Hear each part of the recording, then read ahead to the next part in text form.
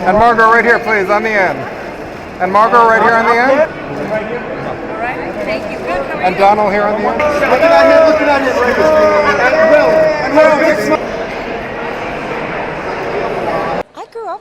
I grew up knowing Winnie the Pooh and loving Winnie the Pooh, and I had my own toys, and it was super prevalent throughout my childhood. Did you have a favorite? I didn't have a favorite per se. I mean, I really like Winnie the Pooh, and I had a Tigger toy as well, so I like Tigger a lot as well. He's amazing. I mean, he was 9 years old when we were shooting, but you'd think he'd been doing it for a decade already. But he's such an amazing actor and just a really great kid, and yeah, it was really nice to work with him. I didn't need to give him any advice. He was a very, very capable actor without any advice from me, so no. I just really respect him as an actor. I really think he's one of the greatest actors of our generation. I want to keep working with him forever, and I've loved our working experiences so far. I just want to keep working with him. I've played slightly unlikable characters before, and there's, particularly flawed characters are most interesting to kind of tackle as an actor. So I'm playing A.A. Milne, who was the real-life author of Winnie the Pooh, amongst many other things, and he was a very complicated man who had been through World War I, came through it, had a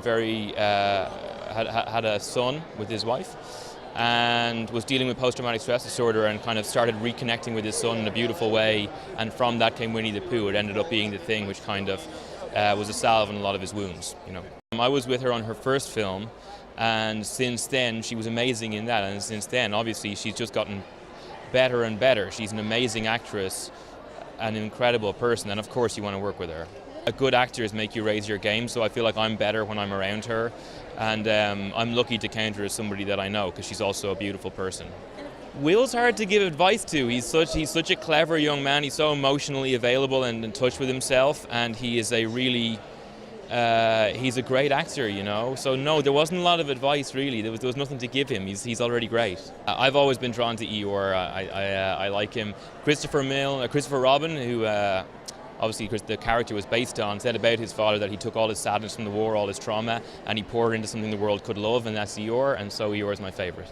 Nerve-wracking, but the excitement overtakes it all the time, so it's really fun though. It's nothing like you would expect though. You'd think it was all like we're doing this at this moment, but you're just having a load of fun really in the end. Oh, tons of fun really. I think most fun was Coldstream Guards in that film, where they all played for us, and it's so weird how they got the ones from Buckingham Palace. And yes, that was the most fun bit. He's so wacky, but also just so funny at the same time.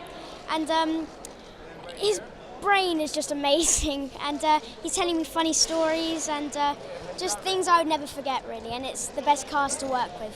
Well, it's the story of Winnie the Pooh, and where the story developed from was from this relationship between his man and his son, and it's a very heartwarming, lovely thing. He comes from a very happy family and is a very happy boy, but he also could play the sadness very well too, because he's such a good actor. Well, my kids are growing up, and it is a sort of love letter to family, the film.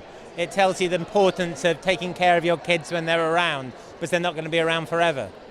Well, I think they were attracted by the story and the power of the script, and Domhnall and Margot and Kelly are three of the best young actors around, so I was incredibly lucky to get them all.